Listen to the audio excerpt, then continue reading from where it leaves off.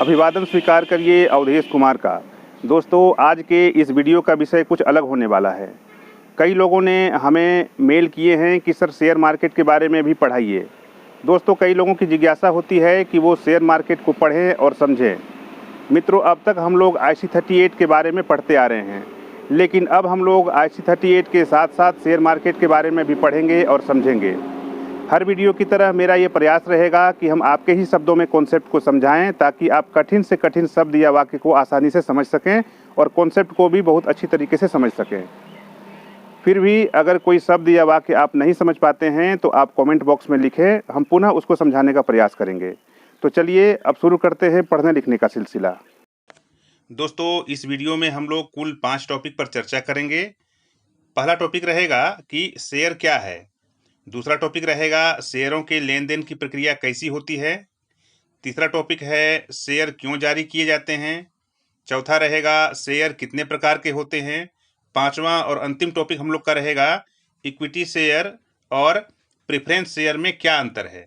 तो शुरुआत करते हैं पहले टॉपिक से कि शेयर क्या है, आखिरकार शेयर क्या होता है। देखिए, शेयर का अगर हम हिंदी में अनुवाद करें तो इसका अर्थ हो जाएगा बांटना। कभी कभी हम लोग कहते हैं आपस में कि शेयर करो, ठीक है। तो शेयर का हिंदी में अगर अनुवाद करें तो इसका अर्थ हो जाएगा बांटना। वास्तव में यह बांटने की ही एक प्रक्रिया है, ठीक है। दरअसल शेयर किसी कंपनी में आंशिक भागीदारी प्राप्त करने का एक तरीका है। किसी कंपनी के शेयर को खरीदने का मतलब है कि व्यक्ति उस कंपनी का आंशिक हिस्सेदार बन रहा है, ठीक है। इस प्रकार के निवेश में कंपनी की हिस्सेदारी से जुड़े फायदे तो कंपनी के व्यापार से जुड़े खतरे भी शामिल होते हैं, यानी कि नफा नुकसान दोनों सहना पड़ता है, ठीक है। कंपनी के शेयर खरीदना तथा बेचना निवेश की गतिविधियां हैं, निवेश की एक प्रक्रिया है, ठीक है। अब हम लोग इसको परिभाषा के तौर पर देखेंगे, जो हमने स्क्रीन पर लिख दिया है। हम आपको अपने शब्दों में बोल करके बताते हैं कि वह निवेशक जो किसी कंपनी का शेयर खरीद लेता है तब वह उस कंपनी का शेयर होल्डर कहलाता है, ठीक है। दूसरे शब्दों में शेयर की खरीदारी को इक्विटी की खरीदारी भी कहा जाता है तथा शेयर होल्डर को इक्विटी होल्डर या इक्विटी शेयर होल्डर भी कहा जाता है, ठीक है। यहाँ शेयर, इक्विटी या स्क्रिप्स तीनों का एक ही अर्थ है, ठीक है। इसको आप याद रखिएगा। शेयरों की खरीद बिक्री 2 तरीकों से की जाती है। वे कंपनियां जो स्टॉक एक्सचेंज में सूचीबद्ध हैं उनके शेयर स्टॉक एक्सचेंज में खरीदे या बेचे जाते हैं। निवेशक ब्रोकर के माध्यम से स्टॉक एक्सचेंज में सूचीबद्ध शेयरों की खरीद या बिक्री कर सकता है, ठीक है। ये हो गया पहला तरीका। अब दूसरा तरीका क्या है कि दूसरे तरीके में निवेशक अन्य शेयर होल्डर से अथवा सीधे कंपनी से शेयरों को खरीद सकता है, ठीक है। आप इसको याद रखिएगा। अब हम लोग देखेंगे कि इनिशियल पब्लिक ऑफर किसे कहते हैं और पब्लिक इशू क्या होता है, ठीक है। हमने इसको स्क्रीन पर लिख दिया है, हम आपको अपने शब्दों में बोलकर समझाते हैं। हमने जो स्क्रीन पर लिखा है आप उसको नोट डाउन कर सकते हैं। चलिए आगे देखते हैं क्या है। जब कंपनी पहली बार अपने शेयर आम निवेशकों के समक्ष प्रस्तुत करती है और निवेशकों को शेयर खरीदने का मौका उपलब्ध कराती है तो उसे इनिशियल पब्लिक ऑफर कहते हैं, ठीक है। इसको याद रखिएगा।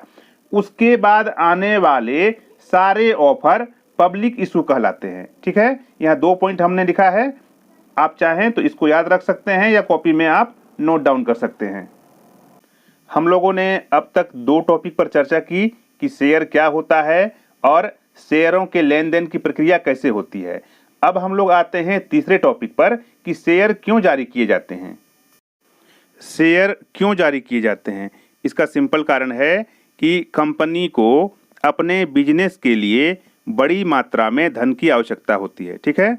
और यह आवश्यकता चुनिंदा लोगों द्वारा पूरी नहीं की जा सकती है, यानी कि कुछ लोगों द्वारा पूरी नहीं की जा सकती है।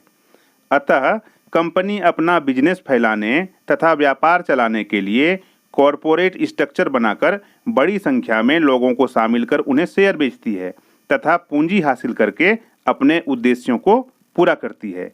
ठीक है, यही कारण है शेयर जारी करने का, यानी कि शेयर क्यों जारी किए जाते हैं, तो इसका यही कारण है।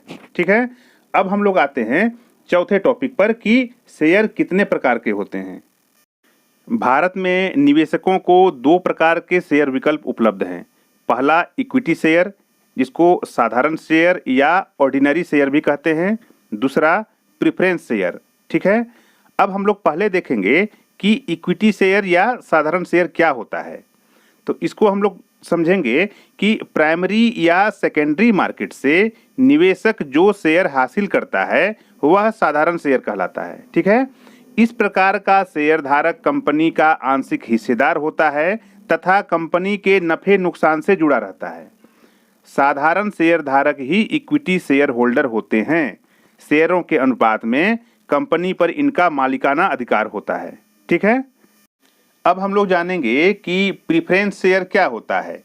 साधारण शेयर के विपरीत कंपनी चुनिंदा निवेशकों, प्रोमोटरों तथा दोस्ताना निवेशकों को नीतिगत रूप से प्रेफरेंस शेयर जारी करती है। ठीक है, इन प्रेफरेंस शेयरों की कीमत साधारण शेयर की मौजूदा कीमत से अलग भी हो सकती है, इसको याद रखिएगा। साधारण शेयर के विपरीत प्रेफरेंस शेयर धारकों को वोट देने का अधिकार नहीं होता है। साधारण शेयर धारकों को क्या होता है कि वो कंपनी की नीति बनाने वाली जनरल मीटिंग में उन्हें वोट देने का अधिकार होता है, लेकिन प्रेफरेंस शेयर धारकों को वोट देने का अधिकार नहीं होता है। ठीक है, प्रेफरेंस शेयर धारकों को प्रतिवर्ष निश्चित मात्रा में डिविडेंड मिलता है, यानी कि लाभांश मिलता है, लाभ का अंश मिलता है। ठीक है, प्रेफरेंस शेयर धारक साधारण शेयर धारक की अपेक्षा अधिक सुरक्षित होते हैं, क्योंकि जब कभी कंपनी बंद करने की स्थिति में आती है तो पूंजी चुकाने के मामले में प्रेफरेंस शेयर धारकों को साधारण शेयर धारकों से अधिक तरजीह दी जाती है, अधिक महत्व दी जाती है। ठीक है, कंपनी अपनी नीति के अनुसार, अपने नियम के अनुसार, इसको ऐसे समझिए, प्रेफरेंस शेयरों को आंशिक अथवा पूर्ण रूप से साधारण शेयर में परिवर्तित भी कर सकती है, कन्वर्ट भी कर सकती है। ठीक है, अब तो आप समझ गए होंगे। जब कोई कंपनी बहुत अच्छा बिजनेस कर रही है तो उसके साधारण शेयर धारक को ज्यादा फायदा होता है। ठीक है, तो अब आप लोग समझ गए होंगे कि साधारण शेयर या इक्विटी शेयर होल्डर किसको कहते हैं और प्रेफरेंस शेयर क्या होता है। ठीक है, इस वीडियो में हम लोगों ने समझा कि शेयर क्या है, शेयरों के लेन देन की प्रक्रिया कैसे होती है, शेयर क्यों जारी किए जाते हैं, शेयर कितने प्रकार के होते हैं, इक्विटी शेयर और प्रेफरेंस शेयर में क्या अंतर है। तो इस वीडियो में हम लोग इतना ही चर्चा करेंगे। अगले वीडियो में कुछ और टॉपिक को लेकर के हम लोग आएंगे और समझेंगे। तो इस वीडियो में इतना ही। अगर आप चैनल पर नए हैं तो चैनल को सब्सक्राइब करना नहीं भूलिएगा और बेल आइकन को जरूर दबाइएगा, ताकि हम अगला वीडियो अपलोड करें तो उसका नोटिफिकेशन सबसे पहले आप तक पहुंचे। ठीक है, तो मिलते हैं फिर एक नए वीडियो में एक नए कॉन्सेप्ट के साथ। दोस्तों, वीडियो में बताई गई जानकारी आपको कैसी लगी, अपनी राय हमें दीजिएगा। हमारे मेल का पता है gurueducation2485@gmail.com। इस पते पर आप अपनी राय हमें व्यक्त कर सकते हैं। आपकी राय का हमें इंतजार रहेगा। तो मिलते हैं फिर एक नए वीडियो में एक नए कॉन्सेप्ट के साथ। तब तक के लिए जय हिंद।